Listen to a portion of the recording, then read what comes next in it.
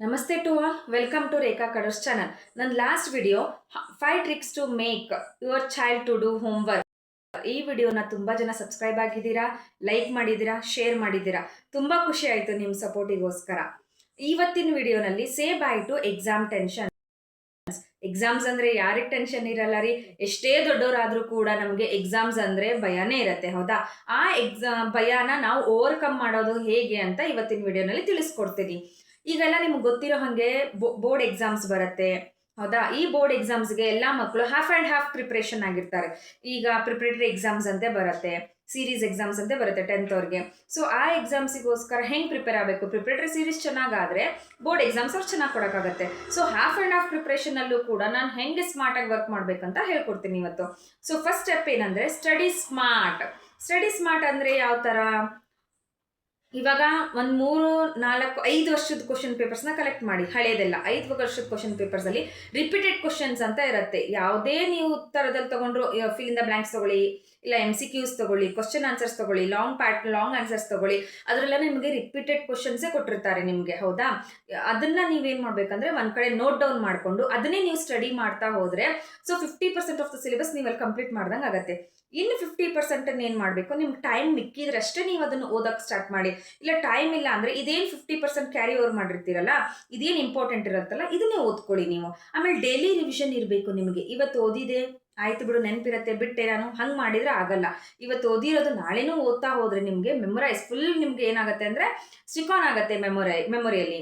ಆಮೇಲೆ study plan ಅಂದರೆ ಯಾವ ಥರ?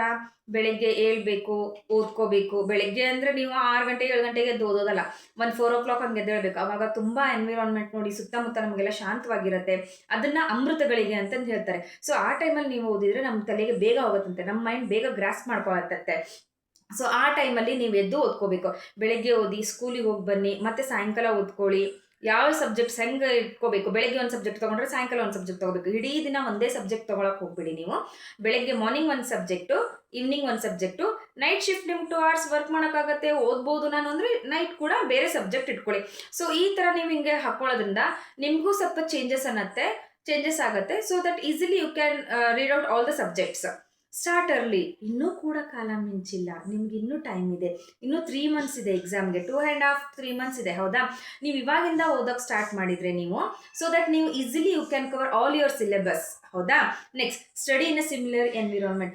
ಈ ವಿಡಿಯೋ ಇವತ್ತು ನೋಡಿದ್ರೆ ನನ್ನ ವಿಡಿಯೋನ 1 ವಾರ ಮಾಡ್ತೀರಾ, ಭಾಳ ಅಂದರೆ 1 week ಮಾಡ್ತೀರಾ. ಅದ್ರ ನೆಕ್ಸ್ಟ್ ನಿಮ್ಗೆ ಆಗೋದೇ ಇಲ್ಲ. ಬೆಳಗ್ಗೆ ಎದ್ದೇಳಕ್ಕಾಗಲ್ಲ, ಇಲ್ಲಾಂದ್ರೆ ರಾತ್ರಿ ಕುತ್ಕೊಂಡು ಓದೋಕ್ಕಾಗಲ್ಲ.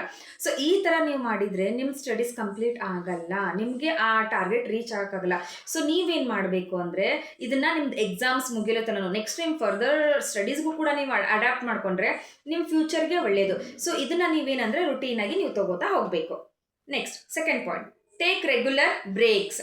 ಅಂದರೆ ಯಾವ ಥರ? ಫ್ರೆಂಡ್ಸ್ ಜೊತೆ ಹೋಗಿ ಸುತ್ತಾಡ್ಕೊಂಡು ಬರೋದು, TV ನೋಡಿದ್ನೋ, ಸೋಷಿಯಲ್ ಮೀಡಿಯಾ ನೋಡಿದ್ನೋ, ಈ ಥರ ಅಲ್ಲ. ಬ್ರೇಕ್ ಅಂದರೆ ಯಾವ ಥರ? ಒಂದು ಹಾಫ್ ಆನ್ ಅವರ್ ರೆಸ್ಟ್ ಮಾಡ್ಕೊಂಡು ಮಲಗಿಬಿಟ್ಕೊಂಡ್ರೆ ಫುಲ್ ಡೀಪ್ ಸ್ಲೀಪಿಗೆ ನಿದ್ದೆ ಬಂದರೆ ನಿದ್ದೆ ಮಾಡಿ, ಅಲಾರಾಮ್ ಇಟ್ಕೊಂಡು ನಿದ್ದೆ ಮಾಡಿ. ಇಲ್ಲ ನಿಮ್ಗೆ ಹಾಗೆ ಮಲ್ಲಿಗೆ ಎದ್ದೇಳಬೇಕು, ರೆಸ್ಟ್ ಕೊಡಬೇಕು ನಿಮ್ಮ ಬ್ಯಾಕಿಗೆ ಅಂದಾಗ ನೀವು ಮೈಂಡ್ ರಿವಿಷನ್ ಮಾಡ್ಕೋಬೇಕು. ಏನು ಓದಿದೆ ಏನಿಲ್ಲ ಅಂತ ಮೈಂಡ್ ರಿವಿಷನ್ ಮಾಡಿಕೊಂಡ್ರೆ ನಿಮ್ಗೆ ರಿವಿಷನ್ ಆಗೋದ್ರಿಂದ ಏನಾಗುತ್ತೆ, ನಿಮ್ಗೆ ಸ್ವಲ್ಪ ಪರ್ಫೆಕ್ಟ್ ಆಗುತ್ತೆ. ಇಲ್ಲ ಮೆಡಿಟೇಷನ್ ಮಾಡಿದ್ರಿಂದ ನಿಮ್ಮದು ಬ್ರೈನ್ ಕೂಡ ಕಾಮ್ ಆಗುತ್ತೆ, ನೀವು ಕಾಮ್ ಆಗ್ತೀರಾ, ಸ್ವಲ್ಪ ರೆಸ್ಟ್ ಕೊಟ್ಟಂಗಾಗುತ್ತೆ ಅಲ್ವಾ? ಇದಿಲ್ಲ ಅಂದರೆ take breath in and out. Deep breath ತಗೋತಾ ಹೋಗಿ ನೀವು. ಸೊ ದ್ಯಾಟ್ ಏನಂದರೆ ನಿಮ್ಮ ಸ್ಟ್ರೆಸ್ ಕೂಡ ಕಡಿಮೆ ಆಗುತ್ತೆ, ಕಾಮ್ನೆಸ್, ಪೇಷನ್ಸ್ ಎಲ್ಲನೂ ಬರುತ್ತೆ. ಯೋಗಾಸ್ ಗೊತ್ತಿರುತ್ತೆ, ಯೋಗಾಸ್ ನೋಡಿ. ಆರ್ಎಲ್ಸ್ ನಿಮ್ಗೆ ಇದು ಯಾವುದು ಬೇಡ, ಎಂಟರ್ಟೈನ್ಮೆಂಟ್ ಬೇಕಂದರೆ go for cartoons. It's a very best idea. Cartoon ನೋಡೋದ್ರಿಂದ ಏನಂದರೆ ನೀವು ಅದಕ್ಕೆ ಸ್ಟಿಕ್ ಆನ್ ಆಗಿ ಕುತ್ಕೊಳ್ಳಲ್ಲ. ಈ ಮೂವೀಸ್ ಅದನ್ನೆಲ್ಲ ನೋಡೋಕತ್ತಾರೆ 3 hours ಲಾಂಗ್ ಅವರ್ಸ್ ಕಟ್ಲಿ ನೀವು ಅದನ್ನು ನೋಡ್ತಾ ಕೂರ್ತೀರ, ಹೌದಾ? ಕಾರ್ಟೂನ್ಸ್ ಆದರೆ ಏನ್ರಿ, ಹಾಫ್ ಆನ್ ಅವರ್ಗೆ ಒಂದು ಚೇಂಜ್ ಮಾಡಿಬಿಡ್ತಾರೆ, ಹೌದಾ? ಕಾರ್ಟೂನ್ಸ್ ನೋಡೋದ್ರಿಂದ ನಿಮಗೂ ನಿಮ್ಮ ಚೈಲ್ಡ್ಹುಡ್ ಡೇಸ್ ವಾಪಸ್ ರಿವೈಡ್ ಮಾಡ್ಕೊಂಡಾಗತ್ತೆ, ಆಯಿತಾ? ಇದು ನೀವು ಬ್ರೇಕ್ಸ್ ತೊಗೊಳ್ಳೋದಾದ್ರೆ ಈ ಥರ ಹಿಂಗೆ ಬ್ರೇಕ್ಸ್ ತೊಗೊಳ್ಳಿ. Next, third point is stay positive.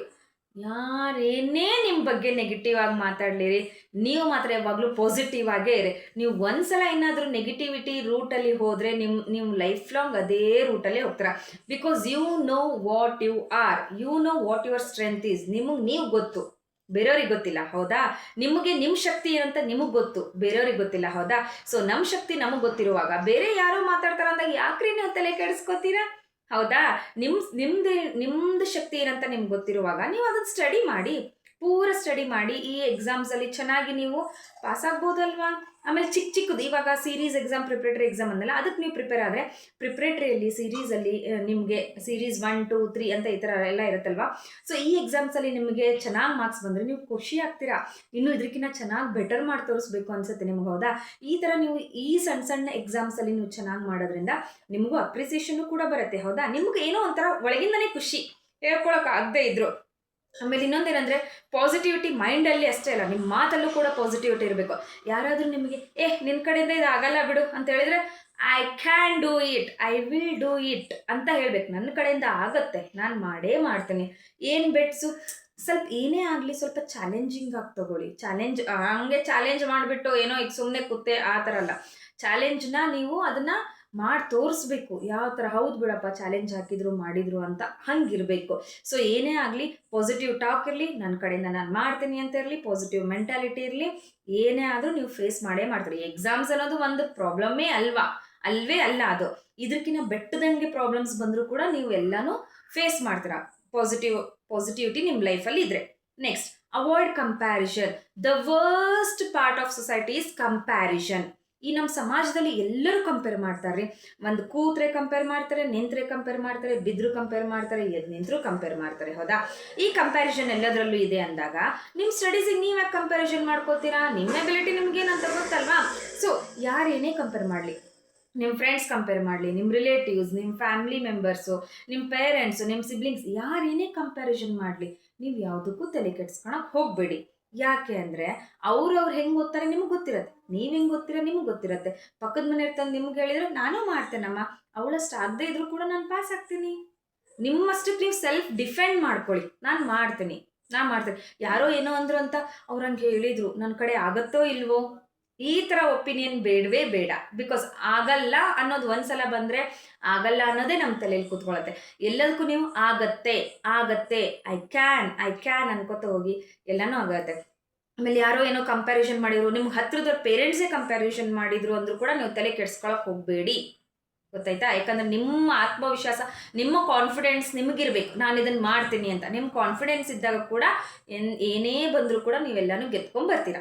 Next, last but not a least, stay healthy. ನೀವು ಇವಾಗೆಲ್ಲ ಓದ್ತೀರಾ, ಮಾಡ್ತೀರಾ, ಎಲ್ಲ ಆಯಿತು, ನೀಟಾಗಿ ನಿದ್ದೆ ಮಾಡಲ್ಲ.